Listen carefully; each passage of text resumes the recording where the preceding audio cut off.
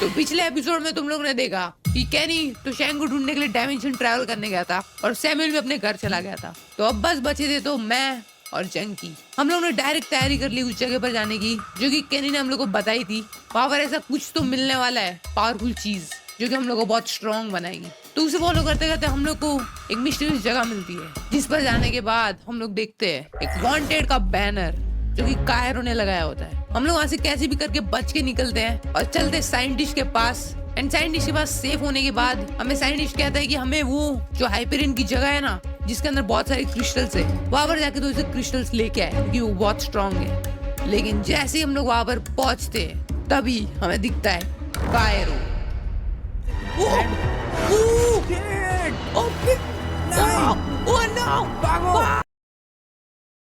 लिया था एक ऐसी जगह जहाँ पर बहुत सारे अजीबोगरीब जीव थे।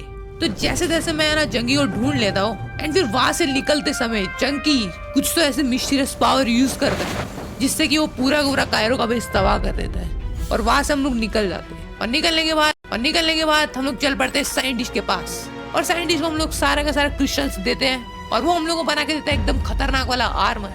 फिर हम लोग कैनी वाली जगह पर जाने के लिए निकल ही रहे होते हैं तभी हम लोग को मिलता है शेरलॉक जिसको थोड़ी सी हेल्प चाहिए रहती है बट हम लोग उसको मना कर देते हैं इसलिए वो मुझे भी वो विलेजर्स वाला पॉइजन दे देता है। और अभी हमारे पास कोई चारा नहीं होता इसलिए हम निकल पड़ते। जंगी अपना असली रूप बदलता है। भाई साहब ये क्या हो गया? ऐसा कैसे हो सकता है? जंगी तू ये नहीं व्हाट ये क्या? डार्क हीरोज के एपिसोड में शैलो गुप्ता को मैंने उस मॉन्स्टर का खून दे दिया और उसने उससे सारे विलेजर को क्योर भी कर दिया। और फिर हम लोग चल पड़े जंगी को ढूंढने और बहुत ढूंढने के बाद जंगी हम लोग को मिला एकदम सुनसान केव में और उसको मैं वहां से सही सलामत लेके गया और ध्यान रखा कि वो फिर से भेड़िया ना बन जाए। लेकिन जो मैं नहीं चाहता था वही मेरे साथ हुआ। वो फिर से रात को एक भेड़िया बन गया एकदम खूंखार जो कि मुझे मारने के पीछे पड़ा। लेकिन सही समय पर आ जाता है सैमुअल और मुझे जंगी से बचा लेता है। तो फिर भी हमारा मेन मिशन ये होता है कि कैसे भी करके उस जंगी का एंटीडोट बनाए और उसके लिए हम लोग को चाहिए रहता है पूरे 4 स्टैक ऑक्सीजेलियम जो कि हम लोग को उस ओशन वाली वर्ल्ड में ही मिलेगा। तो वहाँ पर हम लोग जाते हैं और प्रोटेक्टर को भी बचाते और एट द एंड हम लोग को दिखता है कुरी जो कि पूरे समुद्र की पावर रखता था। अबे ये क्या है? भागो नहीं प्रोबाइस कुछ तो कर। एक केज में फंसा दिया था जो कि हार्ट ऑफ द ओशन वाले ट्राइडेंट से जो कि बहुत पावरफुल है। लेकिन फिर जंगी को इतना गुस्सा आता है कुरी के ऊपर कि वो अपना स्पेशल वुल्फ वाला अटैक यूज करके हम लोग को ये केज से बाहर निकाल देता है और कुरी को भी गंदी तरह घायल कर देता है। लेकिन तभी एंट्री होती है केमिस्टो की जो कि ट्राइडेंट और कुरी दोनों को लेके चले जाता है। तो फिर उसके बाद हम लोग फट से उस जगह से निकलते हैं और जाते हैं साइंटिस्ट के पास। और साइंटिस्ट के पास पहुंचने के बाद हम लोग डायरेक्टली निकल जाते हैं उस कैनी ने बताई हुई जगह के पास। वहां पर जाते जाते हम लोग को कायरो भी मिल जाता है और बहुत गंदी फाइट होती है। लेकिन कैसे भी करके हम लोग वहां से निकलते हैं और पहुंच जाते हैं वो मिस्टीरियस जगह पे। कंपास ने हम लोग को बिल्कुल यहीं पर लेके आया है और जैसे हम लोग अंदर चलते हैं हम लोग एक मॉन्स्टर मिलता है जिसको हम लोग काट डालते हैं और एट द एंड हम लोग को पावर मिल जाती है। बट उसे लेने के बाद कुछ भी पावर नहीं मिलती और जब हम लोग वापस यहाँ से निकलने की कोशिश करते हैं तभी हम लोग को दिखता है कि कायरो उस राक्षस का सर उठा रहा था। ये है dark hero season 3। Direct scientist के पास और वो हमें दिखाता है कि कैसे ये दुनिया अभी जल्दी मिटने वाली है और अपने पास टाइम भी बहुत कम है। इसे साइंटिस्ट ने रेडिएशन की मदद से उस ट्राइडेंट का लोकेशन पता लगा लिया। तो हम लोग जाते हैं फटाफट उस जगह पे। लेकिन हम लोग क्या देखते हैं उसके अंदर हाइपेरियन कुरी दोनों मिलके कोई तो एक बॉडी को घसीट के लेके जा रहे हैं। तो इसलिए हम लोगों ने सोचा कि हम लोग कुरी को फॉलो करते हैं और फॉलो करने के बाद कुरी और हमारी थोड़ी सी फाइट होती है एंड उस बीच मेरी पावर अनलीश होती है और उसे देख के कुरी डर के भाग जाता है और हमें ट्राइडेंट भी मिल जाता है। तो हम लोग फटाफट ट्राइडेंट लेके ऐसे निकल ही रहे होते हैं लेकिन कायरो और केमिस्टो हमारे सामने आ जाते हैं और दोनों हमको एक स्पेसशिप में कैद कर लेते हैं। लेकिन फिर भी मेरी पावर की मदद से हम लोग उस प्रिजन को एस्केप करते हैं और वो ट्राइडेंट लेने के बाद हम लोग कैसे ना कैसे करके कायरो से छुटकारा पाके उस स्पेसशिप से कूदते और जाते हैं डायरेक्टली साइंटिस्ट के पास। लेकिन यहाँ पे आने के बाद पता चलता है यहाँ का माहौल तो बिगड़ा हुआ है। तो ये है डार्क हीरो सीजन में हम लोग को साइंटिस्ट के डैड के पास्ट के बारे में मालूम पड़ा था कि वो कैसे एक नॉर्मल ह्यूमन बीइंग से एक बहुत पावरफुल एंटिटी जो कि बेकाबू होता है। फिर हम लोग आ जाते हैं नीचे ओशन में वो ट्राइडेंट को अपनी जगह पर वापस लगाने। लेकिन फिर पता चलता है कि आगे तो कायरो, केमिस्ट और पूरी तीनों हमारे स्वागत के लिए बैठे। और उसी वक्त होती है मेरी एक नई power unleash, the mind controlling power, जिससे मैं किसी भी कैरेक्टर के माइंड में जाके उसे कंट्रोल कर सकता हूँ। और उसी पावर की मदद से मैंने केमिस्टो और कायरो को थोड़ी देर के लिए भटकाया एंड एक खतरनाक युद्ध की हाइपेरियन के साथ। और उसके साथ लड़ते लड़ते मेरा जो ट्राइडेंट है वो टूट जाता है। और अब उस ओशन को पावर देने के लिए बस एक ही रास्ता था, जो कि था सैम्यूल अपनी सारी पावर देने लगा। और तभी आ जाता है कायरो और वो सैम्यूल को पूरा घायल कर देता है। बट एंड मोमेंट में मेरी एक और पावर अनलीश होती है जिसने सैम्यूल के एंसेस्टर्स को बाहर निकाला मेरे थ्रू और कायरो को एक ही सेकंड में किया खत्म।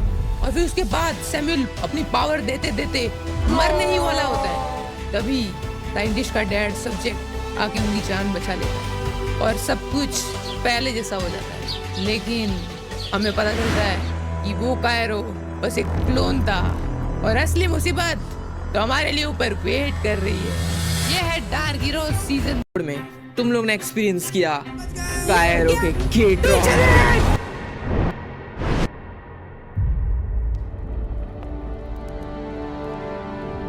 इतनी शक्ति है कि इस पूरी दुनिया को अपने अंदर कंज्यूम कर सकता है। वो केट्रॉन हमें भी मारने का ट्राई करता है, बट सैम्यूल अपनी आखिरी सांस लेते हुए भी एक लास्ट भी मारता है। अंदर हमें मिलते पास्ट के सारे विलन्स। ये वही विलन्स है जिनको हमने अपने हाथों से मार चुके थे पास्ट में, बट कायरो ने उनको रिक्रिएट किया। हमने बहुत मुश्किल से उन सबको हराया एंड एंड में हमने उस केट्रॉन के हार्ट को डिस्ट्रॉय कर दिया और मार दिया केट्रॉन को। बट साइंटिस्ट के पास जाने के बाद पता चलता है कि केट्रॉन अभी भी मरा नहीं है, रिट्रीट कर दिया गया था एंड कायरो उसको फिर से रिपेयर करने में लगा हुआ है। तो इसका मतलब अपने पास ज्यादा टाइम नहीं था, इसलिए हम चले गए रे के पास, क्योंकि वो एक बंदा है जो कि हमें हेल्प कर सकता था। और फिर उसको धमका के प्यार से मनाया एंड चले गए कायरो के डायमेंशन में केट्रॉन को ढूंढने। बट आगे मुझे क्या दिखता है? कायरो के बनाए हुए क्लोन्स।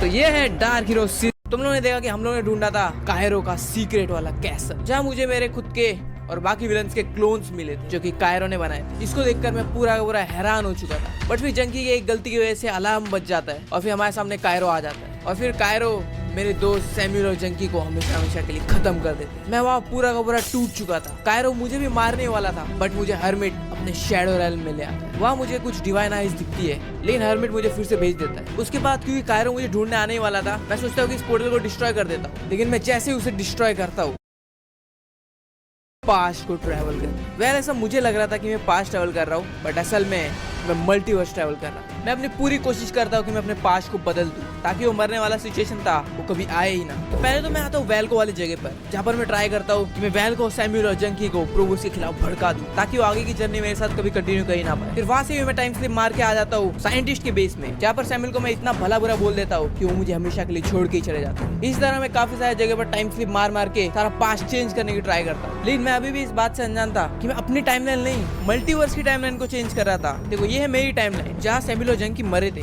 और ये है बाकी मल्टीवर्स वाली टाइमलाइन जिन पर मैं जंप मार मार के चेंजेस कर रहा था, और इससे मेरे टाइमलाइन पर कुछ भी फर्क नहीं पड़ा। मैं इवन मल्टीवर्स के किसी रैंडम प्रोबोस से मिलता भी हूँ और ये सब सारी कहानी भी बताता हूँ, लेकिन उससे कुछ भी फायदा नहीं हुआ। और एट द एंड एक रैंडम पोर्टल से निकलता है जंकी। आज मैं तुझे काट के रख दूंगा।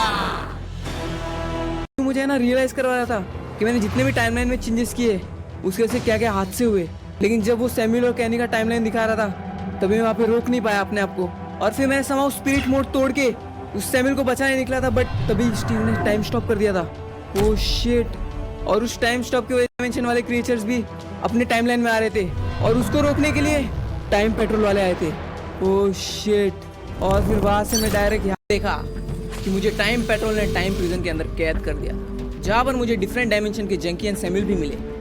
उनके साथ मैंने मिलकर टाइम प्रिजन से निकलने का एक प्लान बनाया एंड समहाउ एक एक करके चीजें वर्क करती गई। जैसे पहले एक गार्ड से की लिया, आ गया, की कार्ड से वेपन वॉल्ट तक पहुंचना, C4 से पूरे के पूरे रूम को ब्लास्ट कर देना और बिल्डिंग से बाहर निकलना। एक Oh no!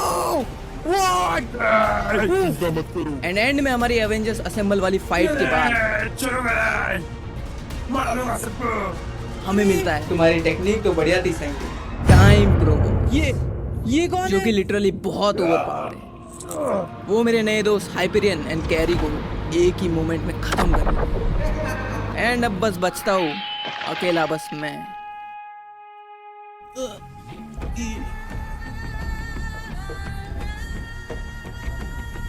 तू भी कमजोर है प्रो बॉयज, मुझे तो ये सारे मूव्स पता है।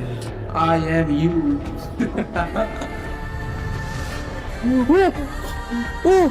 प्रो बॉयज, फिर तूने वही काम किया, हो गया ना फिर से अकेला। तेरी किस्मत में अकेला रहना लिखा है। तो प्रो तुम्हारे पापों का प्रायश्चित कर देंगे। बचा ही गया मेरे लिए इस दुनिया में, खत्म कर दो मुझे। जैसी तुम्हारी